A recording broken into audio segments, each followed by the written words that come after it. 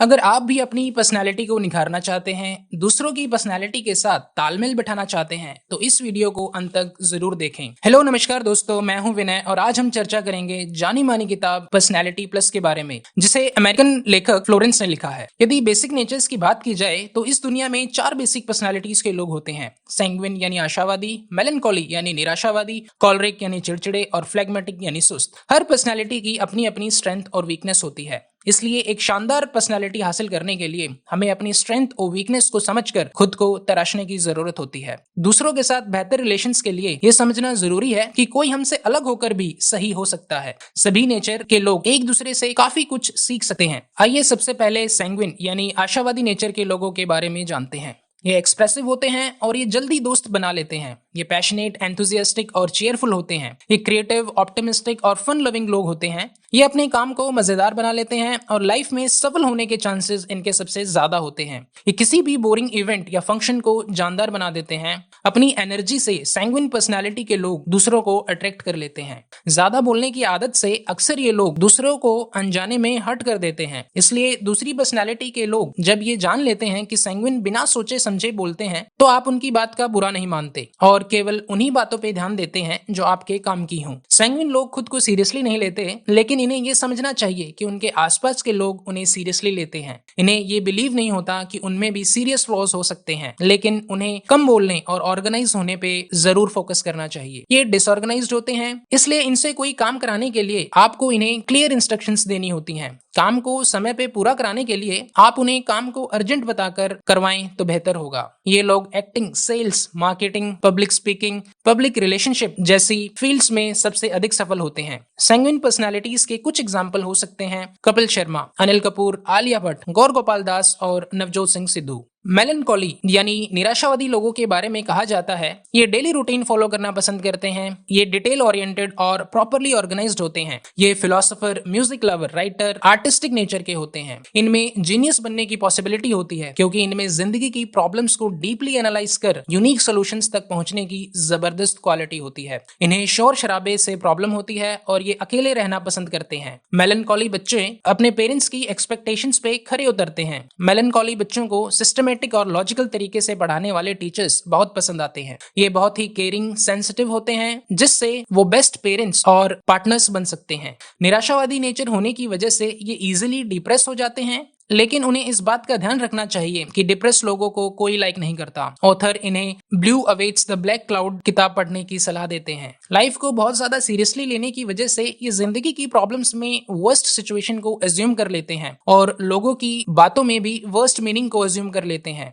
Melancholy को इस बात का ध्यान करना चाहिए कि जब कोई इंसान नेगेटिव थिंग्स पर ज्यादा फोकस करता है तो वो इजिली फ्रस्ट्रेट हो जाता है। उन्हें पॉजिटिव चीजों पे फोकस करना चाहिए। दुनिया को मेलनकॉली नेचर के लोगों की बहुत जरूरत है, क्योंकि ये लोग अच्छे scientist, researchers, doctors, writers, analyst, lawyers आदि बन सकते हैं। मेलनकॉली पर्सनालिटी के कुछ एग्जांपल्स हैं आमिर खान, एल्बर्ट आइंस्टाइन, श्रीनिवास रामानुजन और सीवी रमन। आइए अब कॉलरिक यानी चिड़चिड़े नेचर के लोगों के बारे में जानते हैं। ये लोग गॉड गिफ्टेड लीडरशिप क्वालिटीज के साथ पैदा होते हैं। इनकी विल पावर बहुत स्ट्रांग होती है। ये इमीडिएट डिसीजन लेने में माहिर होते हैं। ये गोल ओरिएंटेड, सेल्फ कॉन्फिडेंट और सेल्फ रिलायंट होते हैं। ये प्रैक्टिकल होते हैं और जल्दी फ्रस्ट्रेट नहीं होते। ये अपनी फैमिली और फ्रेंड्स को काम करने के लिए मोटिवेट करते हैं। ये इमोशनल नहीं होते और इन्हें फ्रेंड्स की बहुत कम जरूरत होती है। ये एक्सट्रोवर्ट, एनर्जेटिक और एम्बिशियस होते हैं। ये पेरेंट्स के रूप में गुस्से वाले और बॉस के रूप में चिड़चिड़े नेचर के होते हैं। क्योंकि ये लोग नेचुरली कंपैशनेट नहीं होते, इसलिए इन्हें दूसरों के इमोशंस पे गौर करना चाहिए।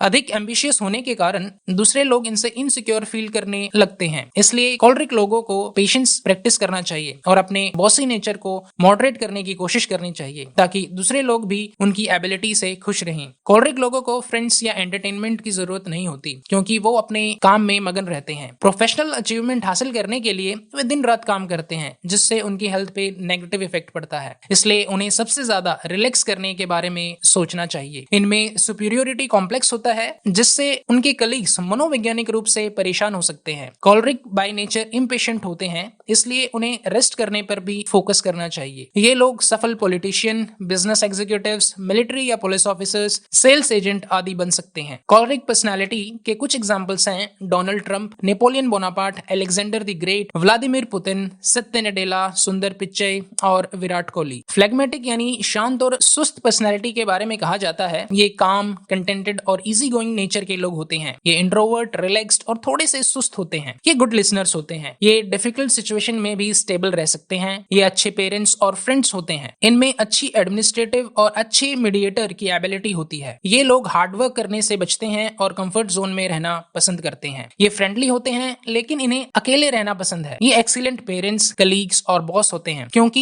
ये दूसरों पे प्रेशर डालना या उन्हें क्रिटिसाइज करना पसंद नहीं करते। फ्लेगमेटिक लोग बुरा न मानने और कूल रहने के लिए जाने जाते हैं, जिसके कारण इनसे तालमेल बैठाना सबसे आसान होता है। ये जिंदगी और काम को बहुत सीरियसली नहीं लेते, जिसके कारण वे अक्सर इनडिसीजन और प्रोक्रास्टिनेशन के विक्टिम बन जाते हैं। इसलिए इन्हें डिसिप्लिन होने पे ध्यान देना चाहिए। लेजी होने की वजह से ये प्रॉब्लम से अलर्ट होते हुए भी उनसे बच नहीं पाते, जिसके कारण ये फ्रस्ट्रेट हो जाते हैं। लेकिन इनकी सबसे बड़ी प्रॉब्लम ये है कि इनकी फ्रस्ट्रेशन किसी को नजर नहीं आती, इसलिए इन्हें डिसीजन मेकिंग और अपनी फीलिंग्स को एक्सप्रेस करने पे ध्यान देना चाहिए। ये लोग अच्छे administrative officers, psychiatrist, psychologist, human resource managers, public relation specialist, air traffic controller आदि बन सकते हैं। फ्लेगमेटिक पर्सनालिटीज के कुछ एग्जांपल्स हैं Bill Gates, Walt Disney, Mahendra Singh Dhoni और क्रिकेटर रोहित शर्मा। आइए अब बेसिक पर्सनालिटीज के आपस में तालमेल के बारे में जानते हैं। सैंग्विन और मेलनकोली नेचर एक दूसरे के अपोजिट होते हैं, लेकिन ये दोनों इमोशनल होते हैं। मेलनकोली लोगों के इमोशंस बहुत गहरे होते हैं और वे काफी हफ्तों तक उन्हीं इमोशंस के साथ जीते हैं। वहीं सैंग्विन लोगों के इमोशंस इतने डीप नहीं होते और उनके इमोशंस कुछ मिनटों से लेकर कुछ घंटों तक ही एग्जिस्ट करते हैं। इमोशनल होने के कारण सैंग्विन और मेलनकोली पर्सनैलिटीज कॉम्प्लेक्स होती हैं। वहीं कॉलरिक और फ्लेगमेटिक लोग उतने कॉम्प्लिकेटेड नहीं होते, इसलिए इनसे डील करने का आइडिया जल्दी मिल जाता है। जैसे कॉलरिक लोगों को उनके हिसाब से काम न करने दिया जाए तो उन्हें गुस्सा आ सकता है और फ्लेगमेटिक लोगों को कंफर्ट जोन से बाहर पुश करने पे उन्हें दिक्कत हो सकती है। सैंग्विन इंसान बातें करता है, मेलनकोली इंसान प्लानिंग करता है, कॉलरिक इंसान एक्शन लेता है, वहीं फ्लेगमेटिक इंसान सही वक्त का इंतजार करता है। कॉलरिक और सैंग्विन लोग एक्सट्रोवर्ट और ऑप्टिमिस्टिक होते हैं। मेलनकोली और फ्लेगमेटिक लोग इंट्रोवर्ट और इनडिसाइसिव होते हैं। सैंग्विन लोगों को फ्लेगमेटिक फ्रेंड की जरूरत होती है। कॉलरिक लीडर्स फ्लेगमेटिक फॉलोअर्स को पसंद करते हैं।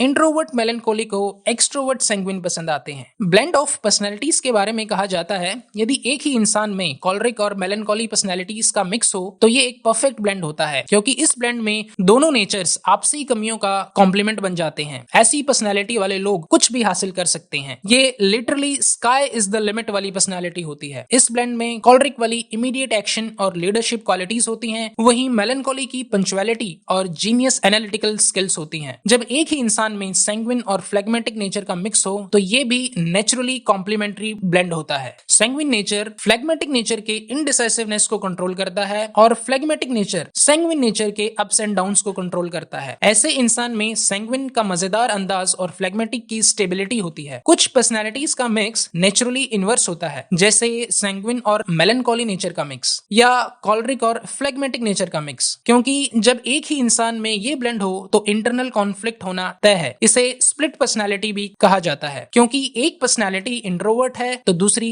एक्सट्रोवर्ट, एक ऑप्टिमिस्टिक है तो दूसरी पेसिमिस्टिक, एक पर्सनालिटी इमीडिएट एक्शन लेना चाहती है तो दूसरी कंफर्ट जोन में आराम करना चाहती है, जिसकी वजह से इनमें फंडामेंटल पर्सनालिटी प्रॉब्लम्स क्रिएट हो सकती हैं। लेकिन कपल्स में यदि एक पार्टनर कॉलरिक पर्सनालिटी का हो और दूसरा फ्लेगमेटिक पर्सनालिटी का, या एक पार्टनर सैंग्विन पर्सनालिटी का हो और दूसरा मेलनकोली पर्सनालिटी का, तो उनकी मैरिड लाइफ सफल हो सकती है, बशर्ते वे एक दूसरे के नेचर को समझें और उसे एक्सेप्ट करें। अक्सर जीवन में हमें ऑपोजिट पर्सनालिटीज के साथ डील करना पड़ता है, क्योंकि हमारे फ्रेंड्स, कलीग्स, रिलेटिव्स, नेबर्स अक्सर हमारे से अलग नेचर के होते हैं। इसलिए हमें ये समझना जरूरी है कि उनके साथ कैसे डील किया जाए। हमें अपनी वीकनेस को एक्सेप्ट करना चाहिए, क्योंकि ये पर्सनल डेवलपमेंट की डायरेक्शन में फर्स्ट स्टेप होता है। वीकनेस को एक्सेप्ट करें और स्ट्रेंथ का एनालिसिस करें। अगर आप मेलनकोली या फ्लेगमेटिक नेचर के हैं तो आपको अपनी स्ट्रेंथ के इवैल्यूएशन में दिक्कत आ सकती है, और अगर आप सैंग्विन या कॉलरिक नेचर के हैं तो आपको अपनी वीकनेस के इवैल्यूएशन में दिक्कत आ सकती है, क्योंकि सैंग्विन और कॉलरिक खुद को परफेक्ट समझते हैं। ऐसे में दूसरों से ओपिनियन लें और उनके ओपिनियन से ऑफेंड ना हो, क्योंकि कभी कभी सच कड़वा होता है, लेकिन खुद को डिमोरलाइज भी ना होने दें। अगर आप क्रिटिसिज्म को रिजेक्ट करते हैं तो आपको ह्यूमिलिएशन की जिंदगी जीनी पड़ सकती है। इसलिए अगर कोई आपका कंस्ट्रक्टिव क्रिटिसिज्म करता है